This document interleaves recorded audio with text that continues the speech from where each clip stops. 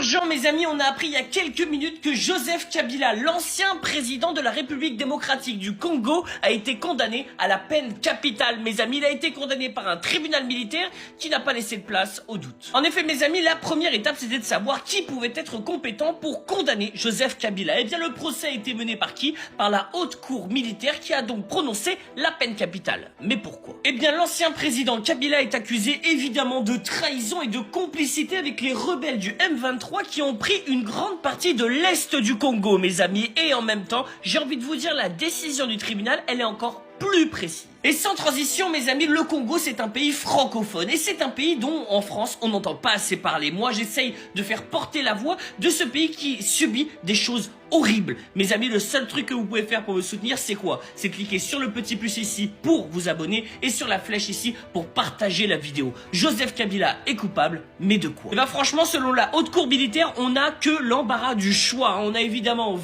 les liquidations de personnes congolaises, les complots, apologie ou propagande de crimes de guerre, organisation d'un mouvement insurrectionnel, participation criminelle avec le M23. Enfin bref, très clairement, Joseph Kabila, il est accusé de tous les maux. Bon, faut dire que la proximité avec le Rwanda et les installations à Goma, très clairement, donnait l'impression que Joseph Kabila était coupable. Mais là, clairement, on a décidé à Kinshasa de se débarrasser de Joseph Kabila. Mais il y a quand même un truc qui a attiré mon attention sur la décision de la haute cour, c'est qu'ils ont décidé de ne pas confisquer les biens de Joseph Kabila alors qu'il est quand même condamné à 33 millions de dollars de dommages et intérêts. Alors, petite question quand même. Pourquoi ne pas confisquer ces biens? Est-ce que finalement, ici, il n'y a pas une petite connivence? Je sais pas, hein, je pose la question. Dites-moi ce que vous en pensez dans les commentaires. Est-ce que vous pensez de la sanction de Joseph Kabila?